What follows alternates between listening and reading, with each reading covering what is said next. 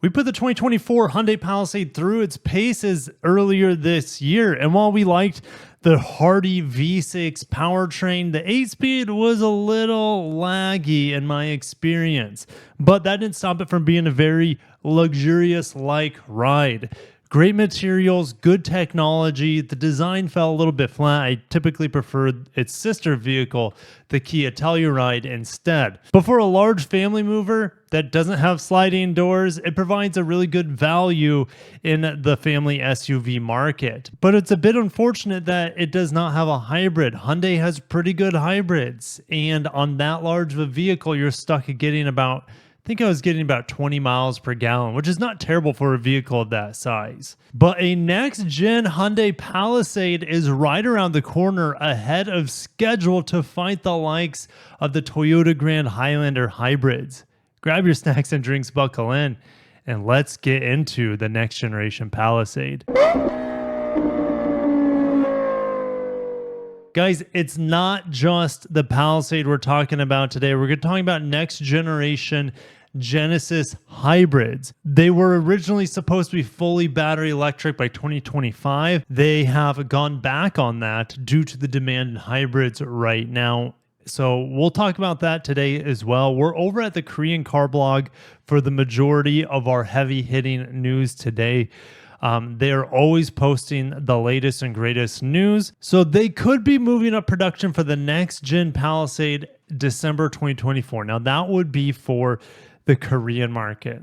They don't make the Palisade stateside. They make the Kia Telluride stateside, but the Palisade comes from Korea, and we typically get their vehicles maybe 6 months or later after they initially launch in Korea. So we're looking probably second half of 2025 would be my guess. Now they want to increase production volume to 210,000 units. They sell around 100,000 units here in the United States. So they're looking for a global increase to about 30% of what they're currently producing. Now, hybrids are not only just taking off here in the United States, it looks like they're also taking off in Korea. We've had a 41% increase compared to the same period last year. Let's talk about this hybrid system. It's not going to be ultra fuel efficient. That's my guess. They could surprise us. And I don't think it's going to be a plug-in hybrid from what they're saying. Okay. They're saying that the V6 will continue on that we currently have in the Palisade, but you'll have a hybrid option alongside of it. This hybrid option is taking their 2.5-liter turbo that can produce a ton of power, over 300 horsepower in some applications. But they're going to be taking that 2.5-liter, put an electric motor in between that and a 6-speed to power the front wheels. Now, that could also power the rear wheels, depending on how they do this. If they take a page straight out of Toyota's book and have a separate rear motor for the rear wheels, it's really, really powerful and punchy. I would love to see them go punch for punch with Toyota and see if they can outdo Toyota's Hybrid Max powertrain that produces 340 horsepower in some applications, and others it's 366 horsepower and 400 pound-feet of torque with Toyota's Hybrid Max. With Hyundai, they've never proven that they want to put an electric motor on the rear wheels. They're a little bit more traditional, have a mechanical linkage from the front to the back. Also, in some markets that have the diesel, it looks like the diesel is going to be replaced by this hybrid system. Now, they're saying the battery is going to be larger than what we see on the 1.6-liter turbo hybrids like we see on the Santa Fe, for example. I'm going to go out on a limb and say this will have around 350 horsepower from a hybrid 2.5 turbo, and maybe it gets around 25 miles per gallon. In terms of the styling, I'm not going to get too much into it. There are tons of spy shots out there. They're taking the boxy approach here, similar to how they did with the Santa Fe, which I'm excited for. You can see how angular this front window is. The Santa Fe is very much like that as well. So think of it as a larger Santa Fe with very boxy angles to it. And yeah, here are the front lights already. So kind of like that cascading setup that we've seen on other Hyundai models. But I want to get into Genesis because they are flexible. And unlike some of the competition like Acura, for example, that used to have hybrids and then got rid of them and won't bring them back, even if the market is demanding them, Hyundai's like, hey, we see the demand for Toyota hybrids, maybe BMW hybrids, etc. And they're like, we want a piece of that market as well. They have the hybrid expertise to have some really interesting options here in the Genesis lineup. But like I said, they're going back on their full EV future. And that's perfectly okay, at least in the time being. In the later future, maybe after 2030, maybe they'll be fully BEV. But they're going to be extending the GV70 and the GV80 in theory and putting hybrids in them instead of replacing those models with battery electric variants only. And we could be seeing these Genesis hybrids by the end of 2026. So we're still a ways out. So December 2026, one of the first hybrids that we'll see is the GV70, and they're saying it will be a range extender instead of just a normal plug-in hybrid. It's going to be mainly battery electric driven, and then you'll have a small gasoline engine on board to provide the extended range when you run out of battery electric range. We could see 100 miles of fully electric range here would be my guess, but with this being so far away, it's hard to really speculate on anything specific. They're saying this model could be produced in the Georgia plant for Hyundai as well. But it's not just a GV70, it's a GV80 as well. They're saying that the next generation that's supposed to be battery electric is delayed to 2028, and they're adding a hybrid system to the current model. Now, unlike the GV70, where they're saying it's more than likely an extended range EV or just a really long range plug-in hybrid on battery electric with a small engine, which is the EREV or extended range plug-in hybrid, whatever you want to call it. They're saying that this could actually be a standard hybrid. The earlier these can come out, the better for Hyundai. Hybrids are super in demand right now.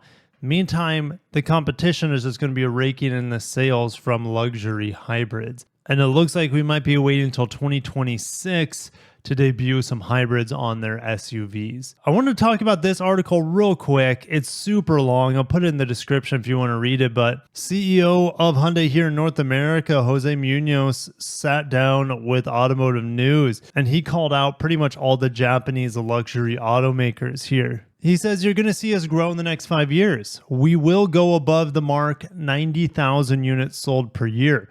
We are sticking to the principle that our cars are exclusive and different. They don't share platforms with Hyundai like some of our competitors, and we will keep it that way. What does he mean by this? Well, if you look at Lexus, for example, the TX is based off of the Grand Highlander. They share like 95% or more of everything, right? If you look at the NX and RX, those are based off the Toyota K platform. You could say the TX and Grand Highlander is as well, but the K platform on the RX and NX are most similar to what we see with the RAV4 and the Highlander. If we look at Acura, they do share some platforms too, but Acura typically gets precedence with new platforms over Honda models. But the Integra is very much the Civic. The MDX came out before the new Pilot, but they share the same platform, even though the MDX has double wishbone. So Acura does a better job differentiating themselves with main brand Honda compared to Lexus and Toyota. That's pretty crazy. And then you have Infiniti, and they do have some unique cars, like for example the Q50, the Armada, and the QX80, same vehicle from Nissan. The QX60 there is the same vehicle, just a lot nicer than the Nissan Pathfinder, and I could keep going. Jose is saying, hey, our Genesis brand is not watered down by mainstream platforms whatsoever. The only exception to that would be the GV60. The GV60 is on the eGMP platform. It's fully battery electric, and it's not much better than the Ioniq 5, especially for what it costs. Now, Magma is the new performance division of Hyundai, and Manfred Harrer, he's 51. They poached him from Apple's defunct car project, and he will be coming in to helm the performance Magma unit of Hyundai's Genesis luxury brand. He's also overseen development of high-performance vehicles for Hyundai and Kia, so it's not just Genesis. So I can't wait to see what he's able to come up with to make their cars more interesting, especially with the Magna Performance division. And I want to talk a little bit about EVs coming online for Hyundai and Kia real quick.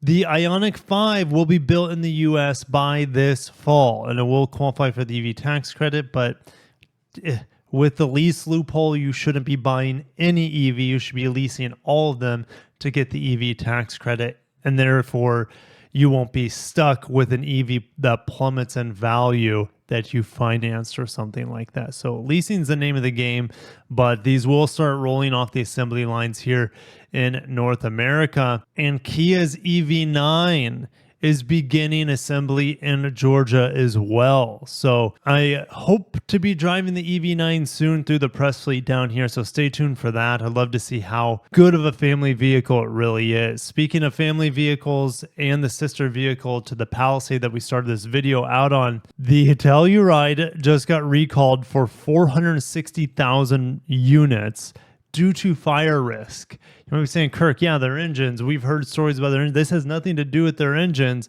So from my understanding, the power seat button, it gets stuck and overheats, and then that causes a fire, which is absolutely insane. They're saying you need to park your Telluride outside, away from structures, away from other cars. Isn't that crazy?